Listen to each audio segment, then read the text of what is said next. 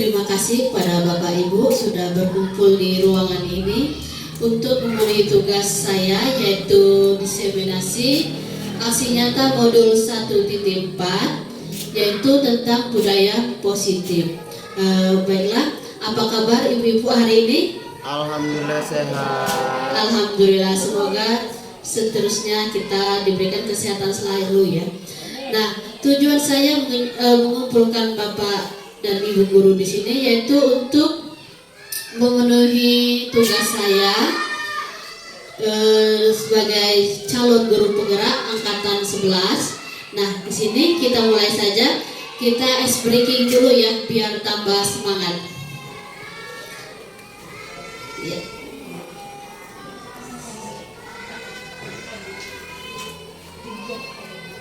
Nah, ini ada senam penguin. Kita senam penguin dulu.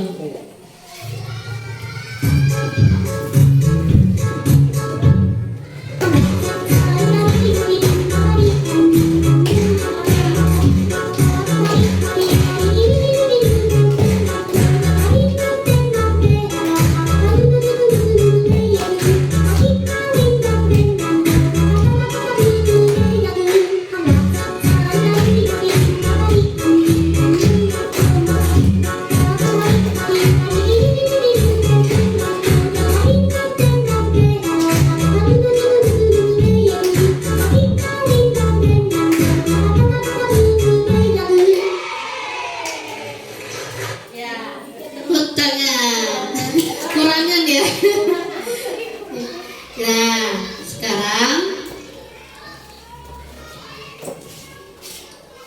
sudah panas belum Bapak Ibu?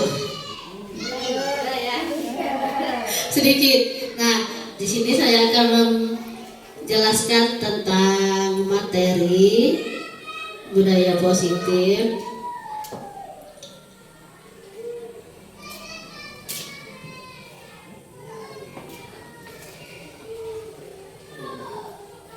Nah, diseminasi aksi nyata modul 1.4 tentang budaya positif.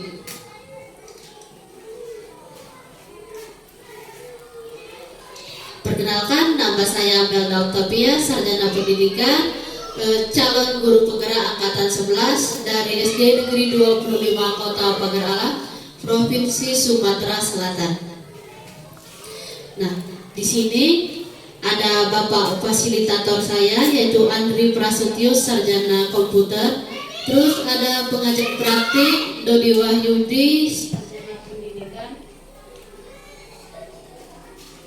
Kepala sekolah dari Negeri 25 Pagar Alam yaitu Cipta Relana SPDD. Dan saya sendiri Melda Octavia.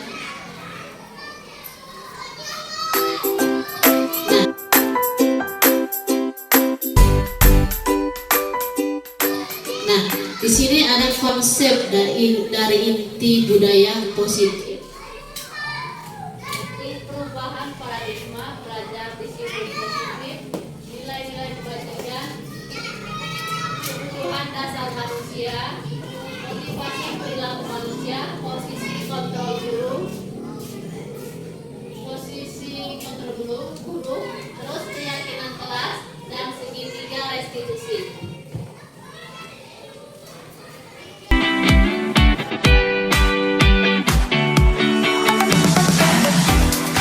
Pembelajaran dengan paradigma baru.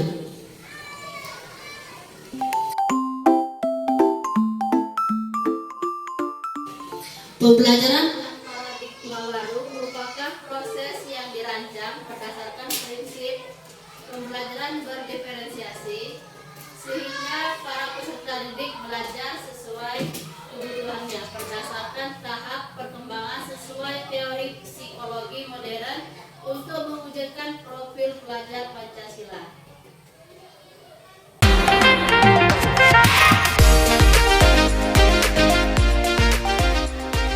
Nah, di sini ada 6 profil Pancasila, yaitu beriman, bertakwa kepada Tuhan Yang Maha Esa dan berakhlak mulia.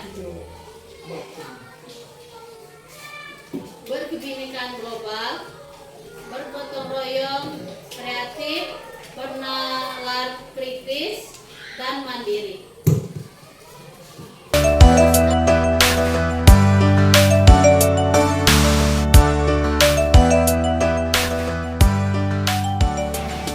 Terus ada miskonsepsi tentang teori kontrol. Di situ ada ilusi guru mengontrol murid, ilusi bahwa semua penguatan positif efektif dan bermanfaat, ilusi bahwa kritik dan membuat rasa bersalah mampu menguatkan karakter. Terus ada yang terakhir, ilusi bahwa orang dewasa berhak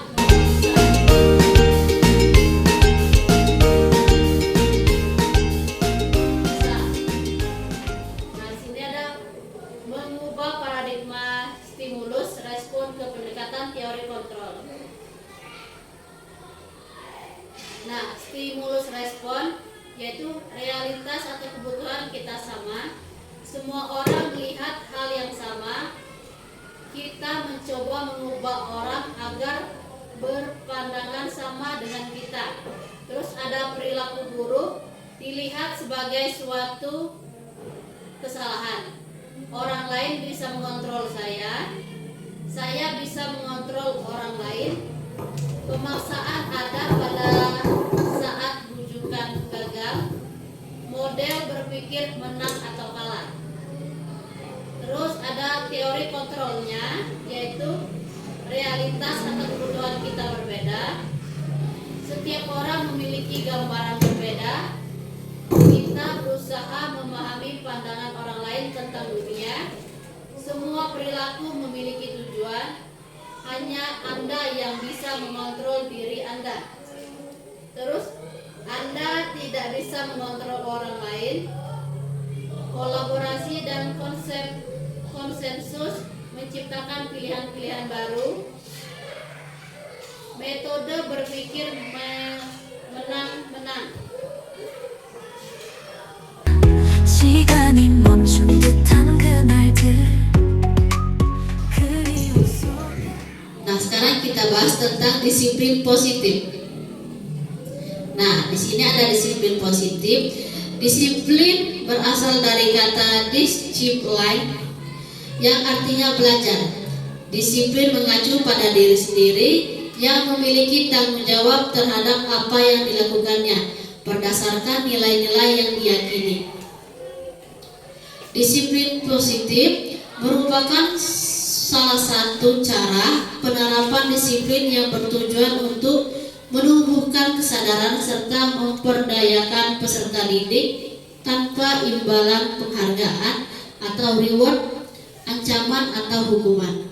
Nah, sebagai pendidik, tujuan kita adalah menciptakan peserta didik yang memiliki disiplin diri sehingga mereka berperilaku mengacu kepada nilai-nilai kebajikan universal dan memiliki motivasi intrinsik dalam perubahan perilaku ke arah yang lebih baik.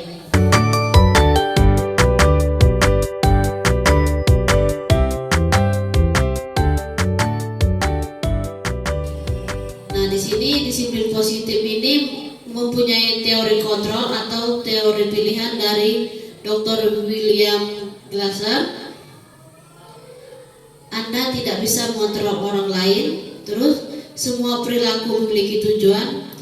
Model berpikir menang-menang, kolaborasi dan konsensus menciptakan pilihan-pilihan baru. Terus ada realita kebutuhan kita berbeda. Kita berusaha memahami pandangan orang lain tentang dunia. Setiap orang memiliki gambaran berbeda. Nah, makna disiplin ini belajar kontrol diri dengan menggali potensi kita agar tercapai tujuan mulia, yaitu sesuatu terjadi seseorang yang kita inginkan berdasarkan nilai-nilai yang kita hargai.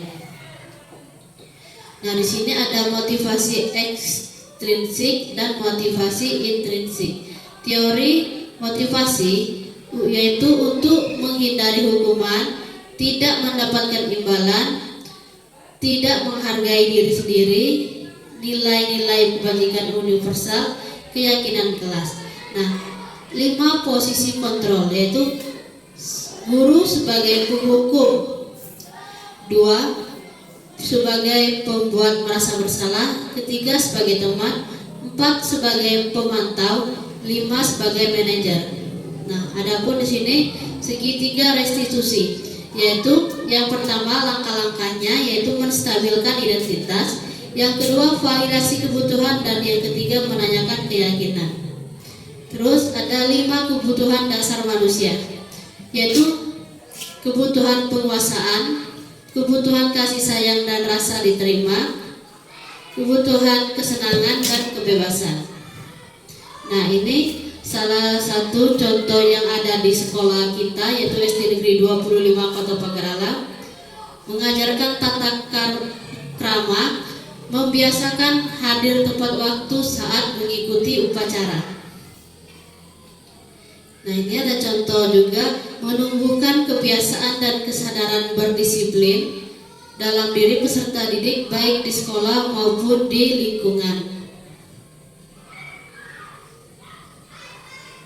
Nah, ini kegiatan positif kita yaitu mengadakan kegiatan sholat duha sesuai dengan jadwal yang telah disusun.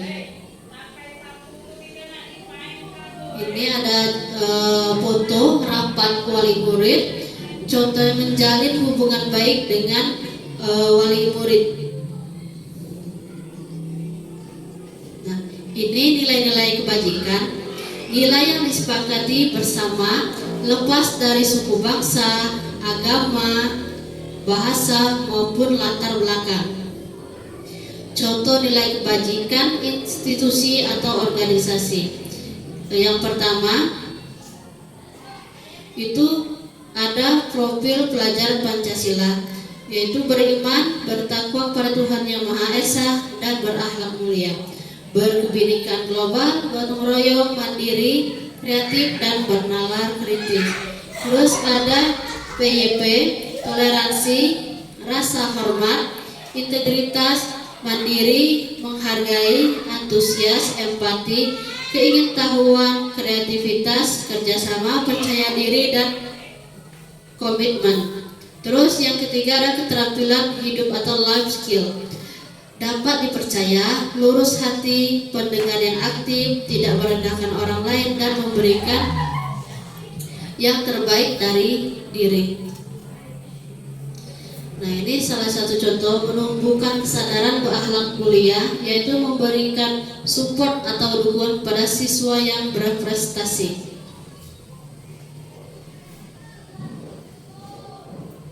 Terus ada foto menumbuhkan kerjasama yang baik antar peserta didik.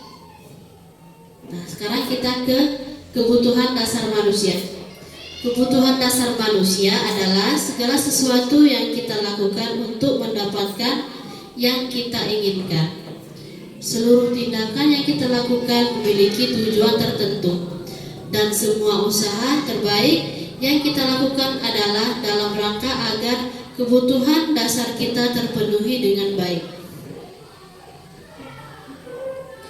Ini bagian-bagian dari kebutuhan dasar manusia, yaitu bertahan hidup, rasa kasih sayang dan rasa diterima, penguasaan, kebebasan, dan kesenangan. Contoh dari bertahan hidup yaitu seperti kita makan, pakaian, tempat tinggal, keamanan, dan kesehatan. Terus ada contoh rasa kasih sayang dan rasa diterima. Rasa diterima, terus diperdulikan, berbagi, kerjasama, menjadi bagian dalam kelompok, harga diri, keinginan untuk dianggap, memimpin, berprestasi, diakui dan didengar. Mandiri, memiliki pilihan, mencoba hal baru, mampu mengendalikan arah dirinya. Terus kesenangan, bermain, rumor, antusiasme, tertawa. Motivasi perilaku manusia. untuk menghindari ketidaknyamanan atau hukuman. Terus motivasi ekstrinsik untuk mendapatkan imbalan penghargaan dari orang lain. Motivasi intrinsik untuk menjadi orang yang mereka inginkan dan menghargai diri sendiri dengan nilai yang mereka percaya. Terus ada hukuman dan konsekuensi. Nah, di sini perbedaan antara hukuman, konsekuensi, dan restitusi. Hukuman itu tidak terencana atau berlangsung dengan tiba-tiba. Murid tidak tahu apa yang akan terjadi dan tidak dilibatkan. Bersifat satu arah, berupa hukuman fisik dan psikis. Terus konsekuensi, terencana atau disepakati sesuai peraturan. Murid tetap dibuat tidak nyaman. Terus sikap guru selalu memonitor murid. Terus ada restitusi, proses menciptakan kondisi bagi murid untuk memperbaiki kesalahan. Dan yang kedua, proses kolaboratif yang mengajarkan murid untuk mencari solusi sendiri. Nah, ini 5 posisi kontrol guru, yaitu sebagai penghukum. Terus ada guru sebagai pembuat merasa bersalah. Terus guru sebagai teman, guru sebagai pemantau atau monitor, dan yang terakhir adalah guru sebagai manajer. Nah, guru sebagai manajer ini yang dianjurkan untuk kita semua sebagai tenaga pendidik.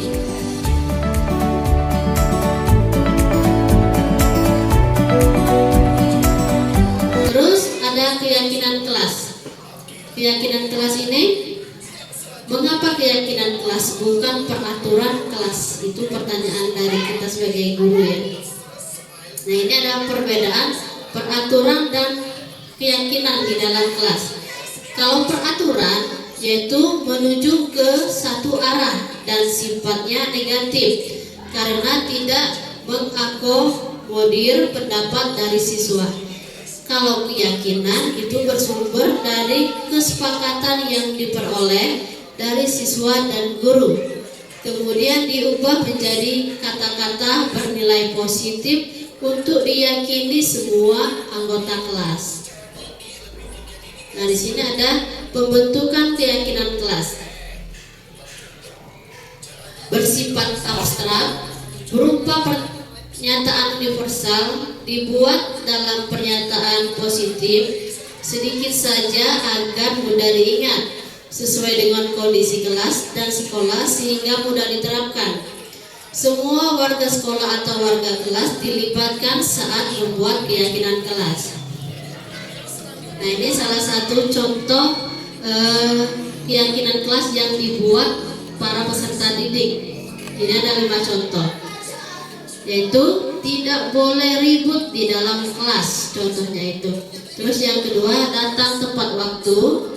Yang ketiga, dilarang bolos sekolah. Dan keempat, jangan buang sampah sembarangan. Yang kelima, berdoa sebelum belajar. Nah, ini 우리의 마음속에 영원히 남아. Nah, ini segitiga restitusi. Ini ada 3 tahapan segitiga restitusi, yaitu yang pertama, validasi tindakan yang salah. Terus yang kedua, menstabilkan identitas, dan yang ketiga, menanyakan keyakinan. Nah, suatu proses dialog yang dijalankan oleh guru agar dapat menghasilkan murid yang mandiri dan bertanggung jawab. Nah, kita tonton dulu praktek segitiga restitusi untuk penerapannya ya.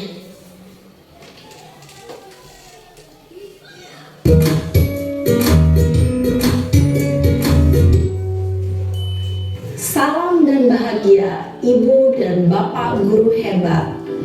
Pada video kali ini kita akan membahas tentang salah satu program disiplin positif yang diterapkan di lingkungan sekolah yang dikenal dengan nama restitusi.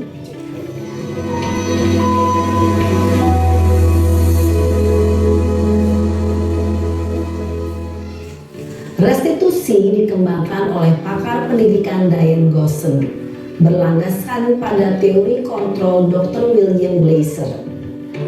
Segitiga restitusi adalah suatu proses dialog yang dijalankan oleh guru atau orang tua agar dapat menghasilkan murid yang mandiri dan bertanggung jawab.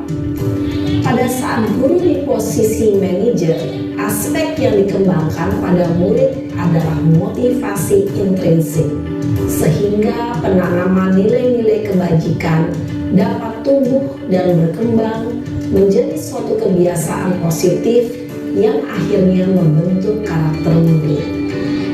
Proses dialog ini terdiri dari 3 langkah yang digambarkan pada ketiga sisi pada segitiga restitusi. Sisi pertama adalah menstabilkan identitas. Sisi yang kedua adalah validasi tindakan yang salah. Dan sisi yang ketiga adalah menanyakan keyakinan. Ibu dan bapak guru, berikut ini akan ditunjukkan bagaimana seorang guru berada dalam posisi manajer menggunakan penerapan segitiga restitusi.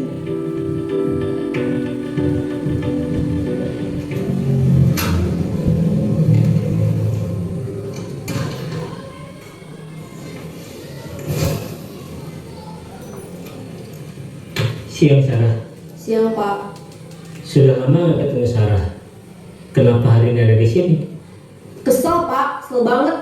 Masa aku dikatain tukang fitnah Pak? Ya aku marah lah. Aku balik ngatain Eka di depan kelas. Kesel banget. Oh begitu. Ya pasti kamu marah dan kesal. Bapak juga akan marah apabila ada yang menuduh Bapak seperti itu. Kemudian pada saat itu kamu mau melakukan apa? Ya saya langsung ngatain Eka lah Pak. Kesel banget. Saya bentak-bentak dia depan teman-teman lain. Oh begitu. Pasti kamu melakukan seperti itu karena suatu alasan tertentu bukan? Iyalah, masa saya diam saja Pak? Ya saya bela diri lah. Masa saya dituduh tukang fitnah? Ya wajarlah. Mempertahankan harga diri itu sesuatu yang penting buat kamu. Untung kamu tidak bertindak lebih gegabah lagi. Hanya membentak-bentak. Iya Pak. Untung saya masih bersabar dan hanya membentak saja. Sudah gemes padahal. Saya pasti bela diri lah. Ya pasti ya. Tapi kamu memilih untuk tetap bertahan dan bersabar. Kamu memilih untuk tidak berbuat lebih parah lagi bukan? Iya. Nah, sekarang coba kita lihat lagi tindakan kamu yang bentak-bentak Eka di kelas. Tindakan kamu itu kira-kira sesuai dengan keyakinan kelas atau prinsip kamu tidak? Enggak lah Pak. Capek Pak jadi pemarah. Jadi keyakinan atau prinsip mana yang kurang sesuai dengan keinginan kamu? Ya, saya sebenarnya sangat menghargai orang lain. Mungkin saat itu saya menjadi emosi, jadi tidak menunjukkan sikap itu. Kamu meyakini tidak? Menghargai orang lain itu penting buat kamu. Yakinlah Pak. Iya, setuju. Kita harus saling menghargai. Namun, ada juga keyakinan yang kita sepakati yang perlu kita jalankan apabila kita sedang marah, bukan? Ya, saya bisa lebih proaktif, mulai dengan diri sendiri. Saya bisa jadi lebih bersabar, mengambil waktu jeda untuk berpikir mau apa selanjutnya. Kira-kira kamu bersedia memperbaiki masalah ini tidak? Bersedia Pak. Kalau kamu memperbaiki masalah ini, kamu akan menjadi orang seperti apa? Saya akan menjadi orang yang bertanggung jawab kali ya Pak. Dan senantiasa proaktif. Iya, menurut kamu bagaimana rasanya menjadi orang seperti itu? Ya nyaman lah, bangga bisa bersabar dan menahan diri. Baiklah kalau begitu. Yuk kita pikirkan bagaimana memperbaiki masalah ini.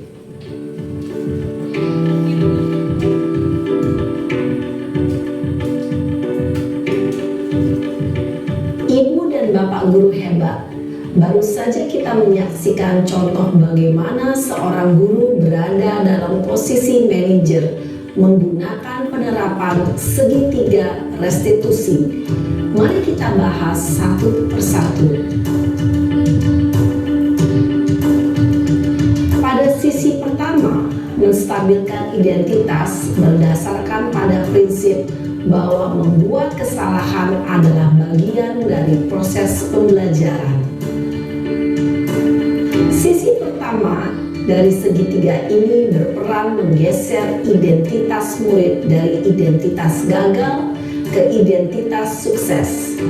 Murid yang sedang bertingkah laku yang tidak pantas atau menarik diri saat itu sedang mengalami identitas gagal. Bila kita mengkritiknya, maka posisinya tidak akan berubah. Kita bisa mengajukan pernyataan-pernyataan ini. 1. Membuat kesalahan sesuatu yang wajar. 2. Manusia tidak ada yang sempurna.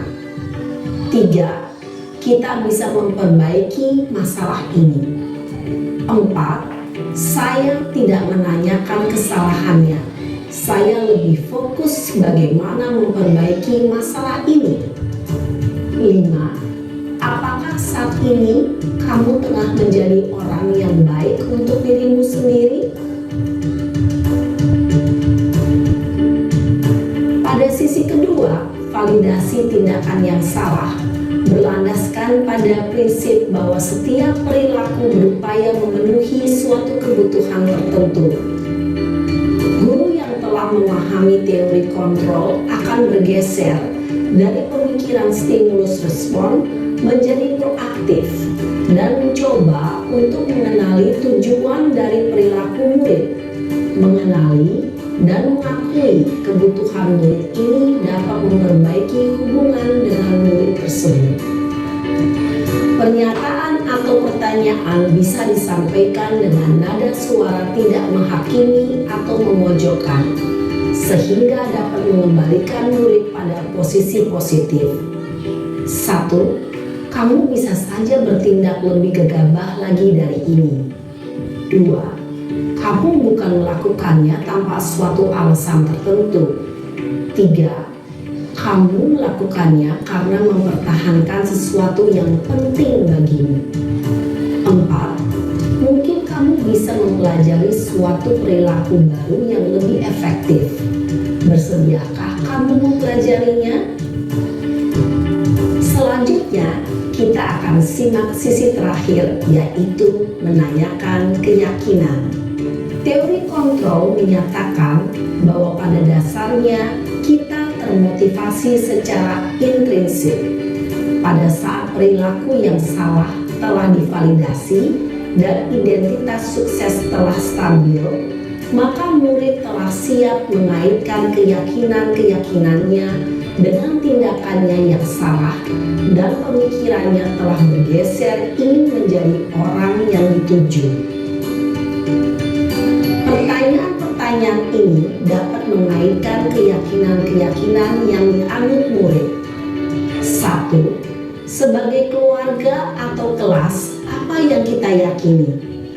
2. Nilai-nilai apa yang telah kita sepakati? 3. Seperti apa gambaran sebuah kelas yang ideal bagi kamu? 4. Kamu ingin menjadi orang seperti apa?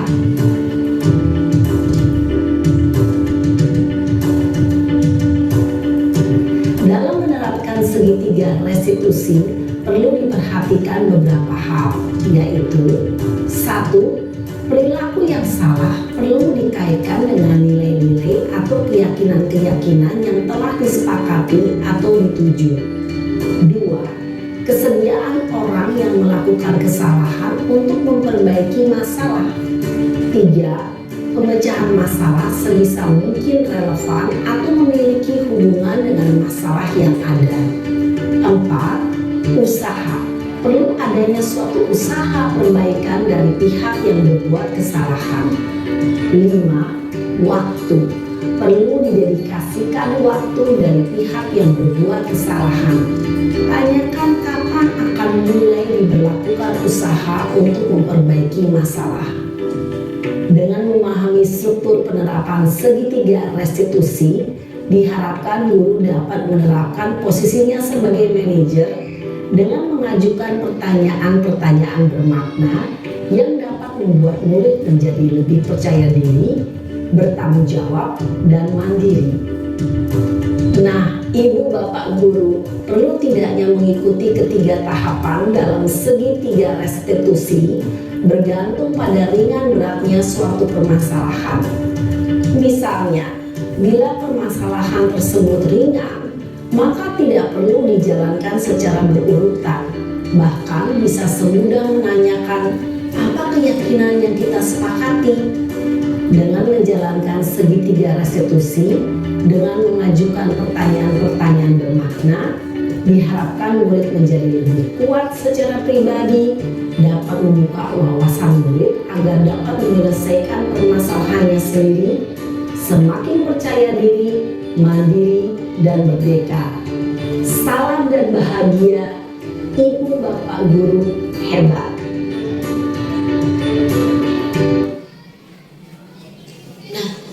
Itulah materi tentang praktik segitiga restitusi dari Ibu Eka Budi Setiawan ini.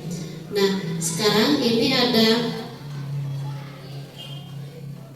tugas kalian praktek dulu tentang keyakinan kelas.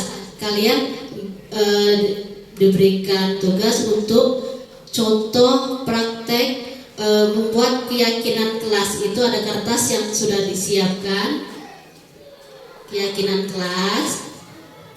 Tadi sudah tahu ya tentang keyakinan dan peraturan. Nah, Bapak Ibu silakan membuat contoh keyakinan kelas yang sudah Ibu terapkan di kelas masing-masing. Silakan.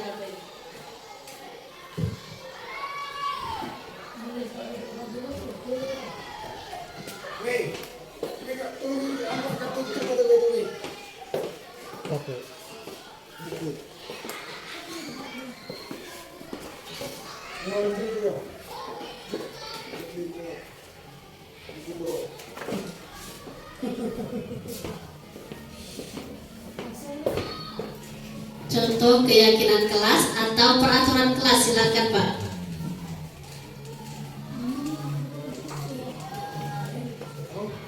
Keyakinan kelas atau peraturan kelas. Nah, tulis terus kita tempel di kertas di depan.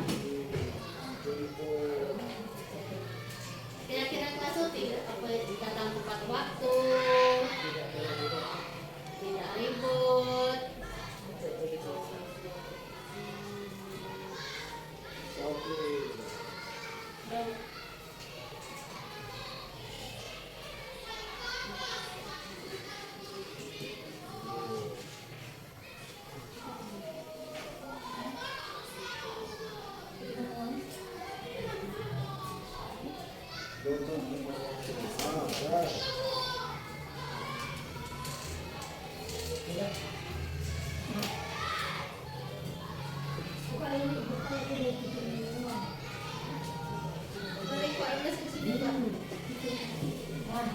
bagian warnanya ada.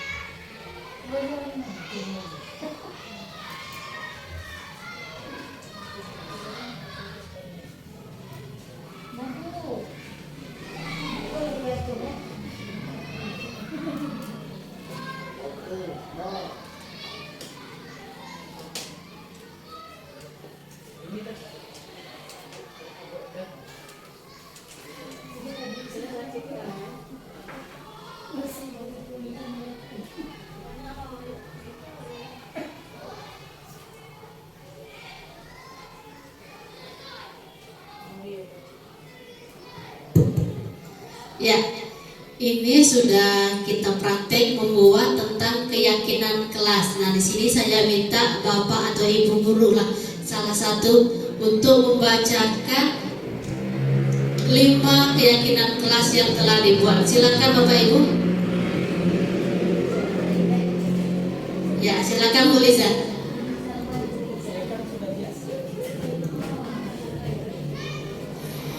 Terima kasih Bu Melda atas waktunya. Baiklah Bapak Ibu, di sini kita sudah bersama-sama membuat dan mempraktekkan membuat keyakinan kelas ya.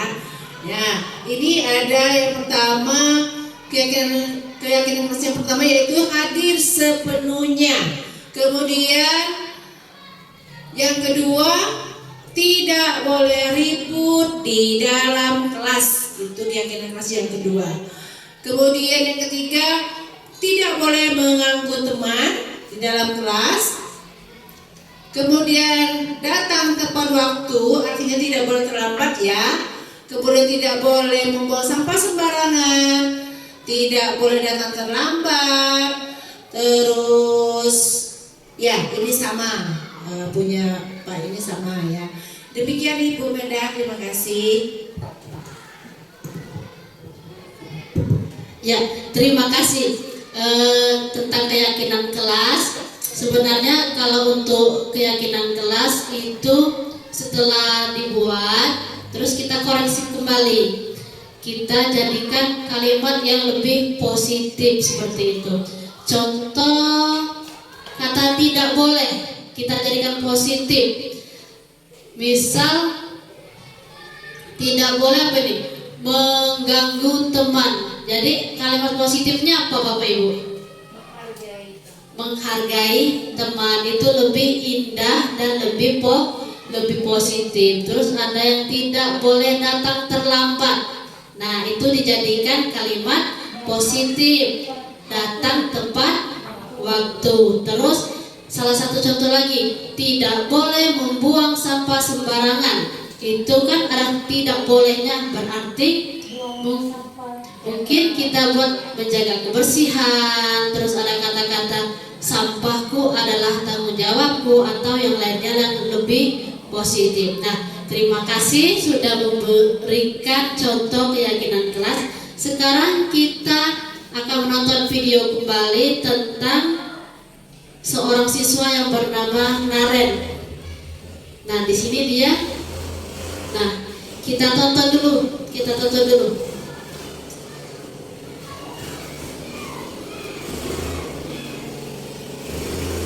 So what is ClickUp? ClickUp is an all-in-one productivity software where you can manage everything and anything with. Kamu senang ya bikin ibu susah ya? Kalau kamu terlalu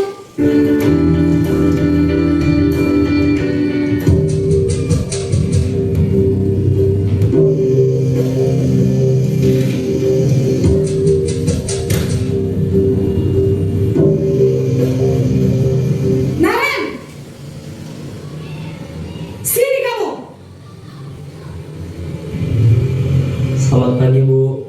selalu terlambat. Kamu deh pasti terlambat. Maaf Bu, saya Apa coba? Alasan kamu apa lagi? Kapan sih kamu tidak terlambat? Malas sekali ya kamu jadi anak. saya Dasar pemalas. Gak kapok-kapok sih kamu. Sudah berapa kali terlambat? Sana, kamu keliling lapangan basket 2 kali. kenapa saya harus ke lapangan basket Bu? Kenapa? Kamu melawan ibu. Berani-beraninya jawab. Sudah terlambat, masih berani jawab pula. Sekarang, keliling lapangan basket 5 kali sekalian. Biar kapok. Cepat! Pergi sana ke lapangan basket.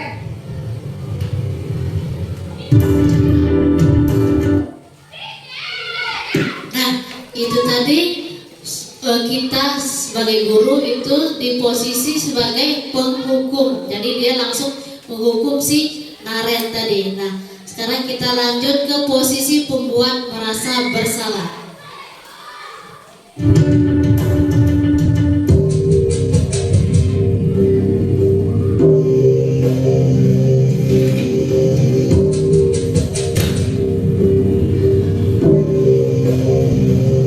Naren,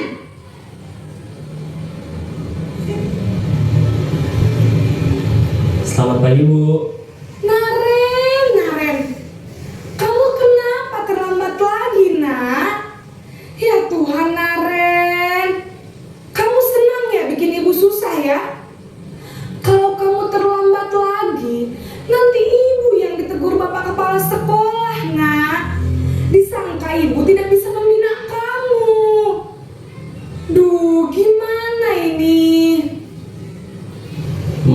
Maaf Bu. Duh Gusti, Naren, kamu suka ya kalau ibu ditegur bapak kepala sekolah? Terus, sekarang ibu harus tulis apa ini di buku absen?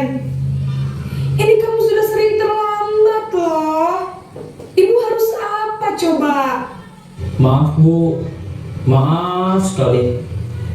Ya sudah, lain kali jangan bikin ibu susah lagi ya nak ya.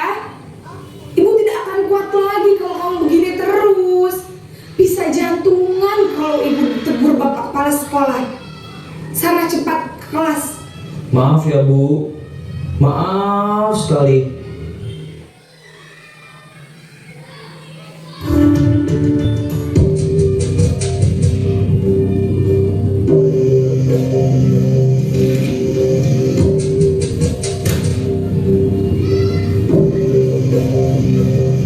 Naren,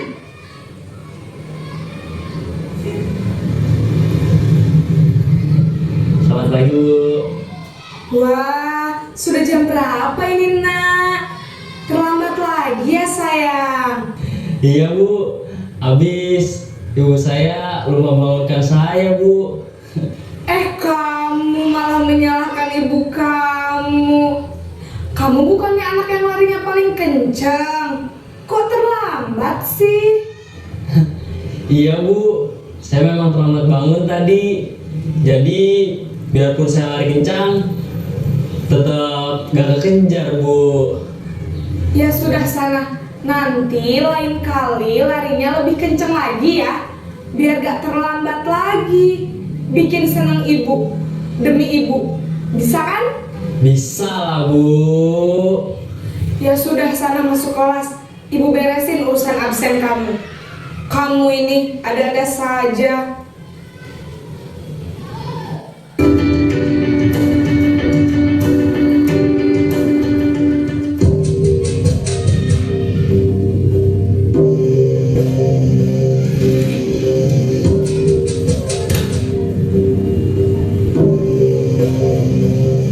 Naren,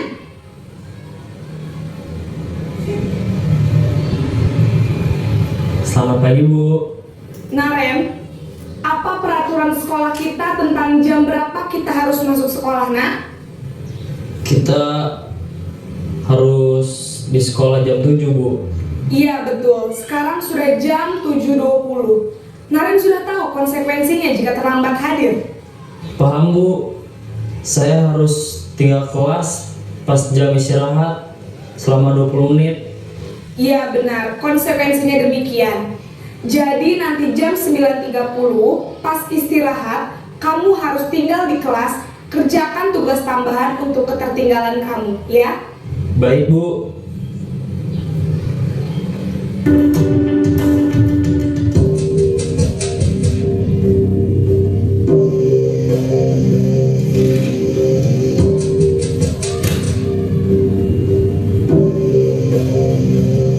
Naren,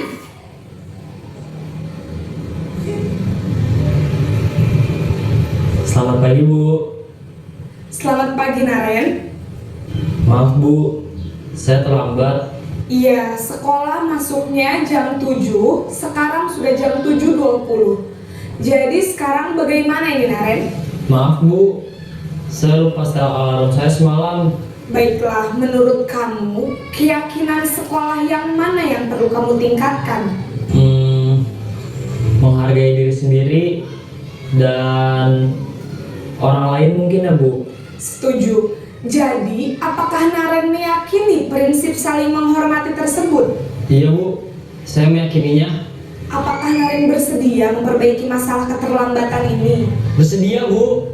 Bagaimana kamu akan perbaiki masalah keterlambatan ini? Saya akan coba untuk tidak lupa menyetel alarm saya Bu. Baik, kalau Naren lupa menyetel alarm di rumah, ada orang yang kira-kira bisa bantu mengingatkan tidak? Ada Bu, kakak saya, Kak Emma. Ada lagi selain Kak Emma? Selain Kak Emma, ada ibu saya. Baik, jadi yang mengingatkan Naren adalah Kak Emma dan ibu kamu ya? Kira-kira akan mulai setel alarm kapan nih Naren? Setelah pulang sekolah, akan segera saya lakukan. Baik, jadi Naren akan setel alarm untuk bangun besok pagi dan akan diingatkan oleh kakak dan ibunda Naren ya. Ada lagi yang mungkin perlu dilakukan Naren agar tidak terlambat bangun lagi? Tidak ada Bu. Baik Naren, terima kasih untuk kerjasama kamu. Sekarang kamu perlu kembali ke kelas untuk belajar. Baik Bu, terima kasih.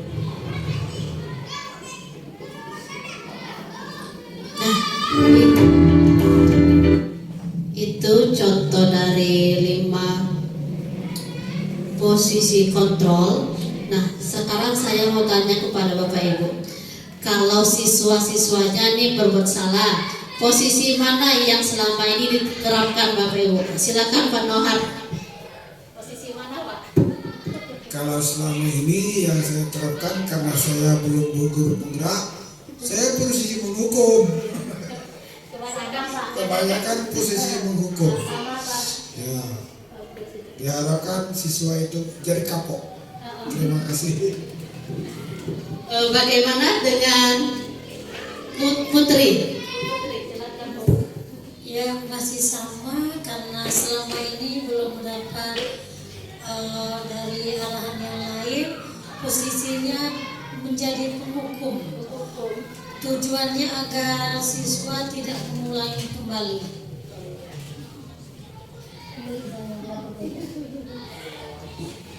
Ya, kebanyakan di posisi penghukum. Nah, sebenarnya kita semua itu sebelum mengetahui tentang 5 posisi kontrol ini, semuanya itu rata-rata ke penghukum. Nah, jadi untuk kedepannya setelah melihat, menonton video ini, mungkin kita akan menerapkan mungkin ya Bapak Ibu untuk lebih ke posisi manajer. Karena menghukum itu ternyata bukannya malah kapok Pak Bu, dia akan merusak karakter sebenarnya seperti itu.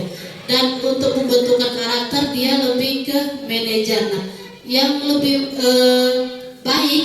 bagus itu di posisi manajer. Untuk kedepannya kalau bisa kita harus bisa ke posisi manajer.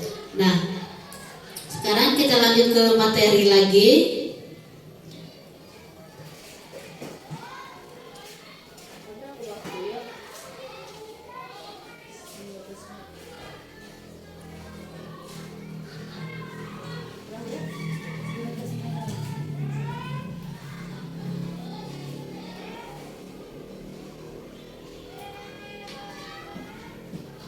Nah, ini ada foto implementasi segitiga restitusi.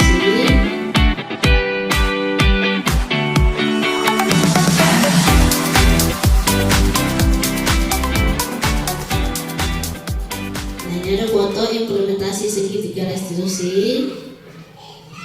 Nah, kesimpulannya, silakan Bapak atau Ibu guru menuliskan apa yang telah didapatkan pada pemahaman budaya positif ini di kertas yang telah disediakan. Nanti kita tempel kembali.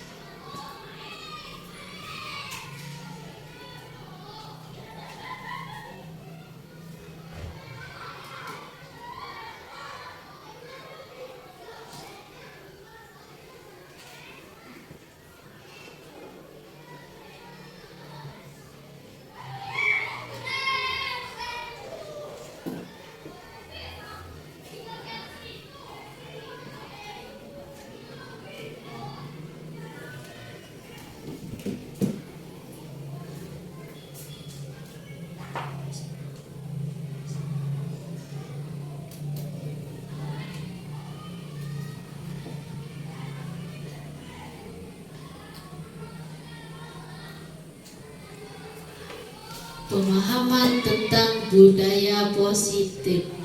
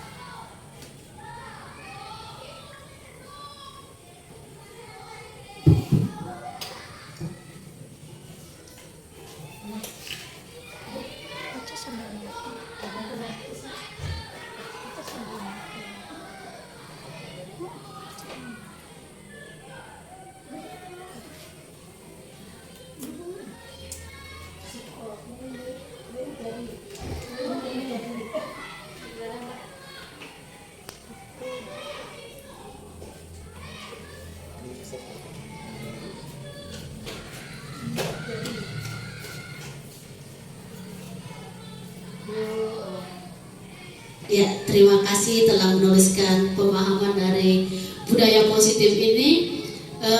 Kami minta untuk Ibu Putri silakan maju Bu untuk membacakan pemahaman tentang budaya positif ini.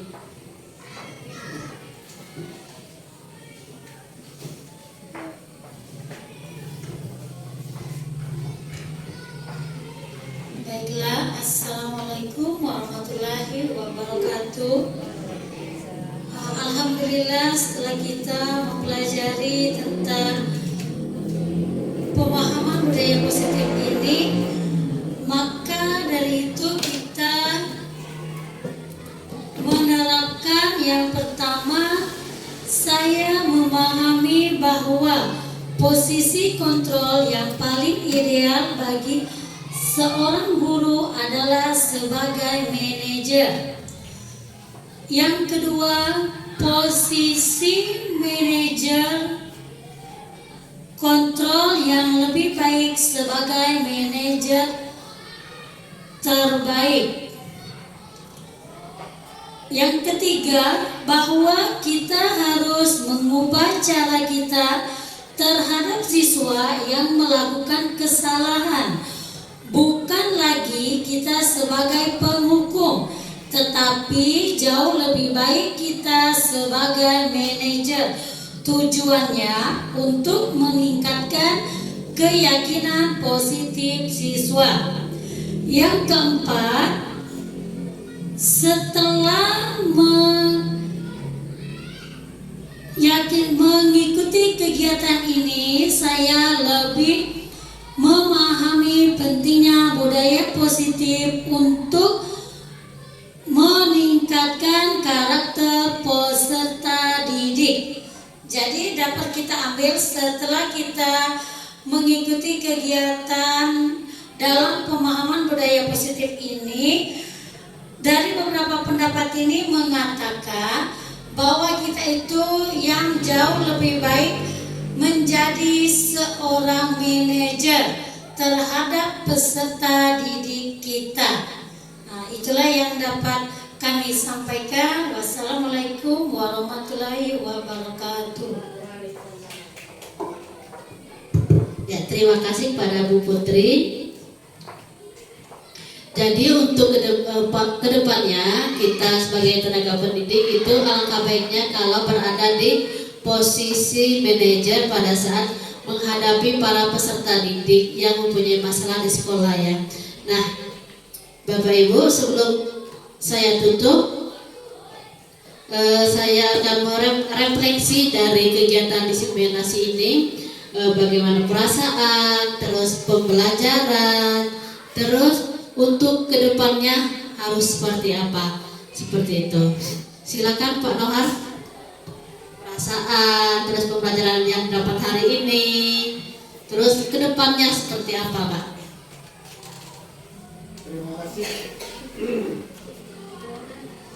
Ini merupakan hal baru bagi kami. Jadi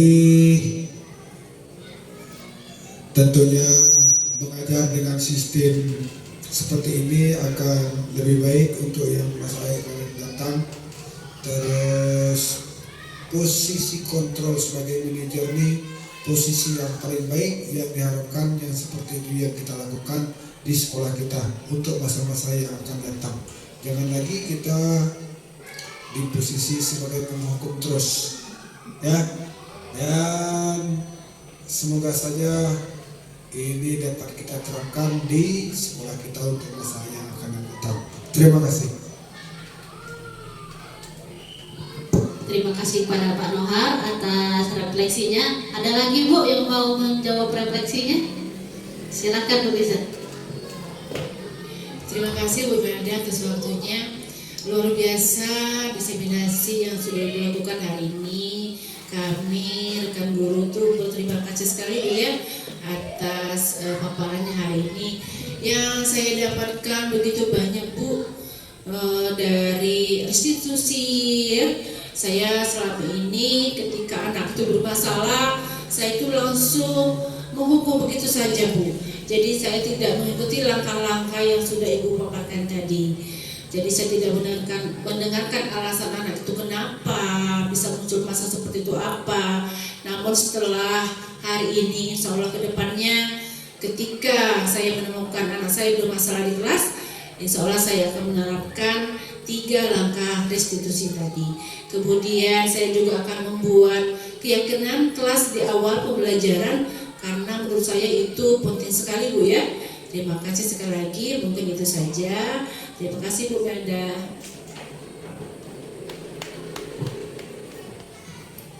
Terima kasih kepada Bapak Ibu telah menyampaikan refleksinya di penghujung acara ini.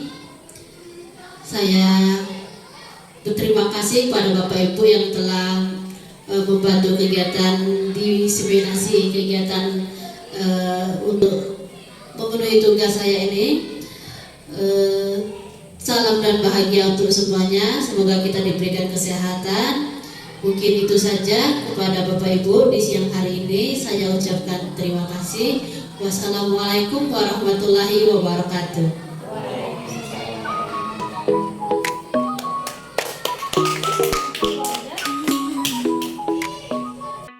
Setelah saya melakukan diseminasi aksi nyata modul 1.4 tentang budaya positif, ternyata semua guru sangat antusias dengan materi tentang budaya positif ini. Mulai dari materi 5 posisi kontrol, segitiga restitusi, keyakinan kelas, dan yang lainnya. Guru berharap untuk kedepannya dapat berubah, yaitu dengan menjalankan cara-cara penerapan seperti segitiga restitusi dari guru sebagai penghukum, sebagai seorang guru menjadi seorang manajer. Bukan hanya itu, setiap ada permasalahan pada murid, guru akan bertindak dan menerapkan segitiga restitusi, mulai dari menstabilkan identitas, memvalidasi tindakan, dan menanyakan keyakinan, agar para peserta didik terbentuk karakter yang baik dan tidak merusak karakter yang ada pada diri peserta didik tersebut. Demikian umpan balik yang dapat saya sampaikan. Semoga kedepannya dapat berjalan dengan baik dan lancar, sesuai yang diharapkan. Salam hebat semua Bapak Ibu guru penggerak, tergerak, bergerak, dan menggerakkan.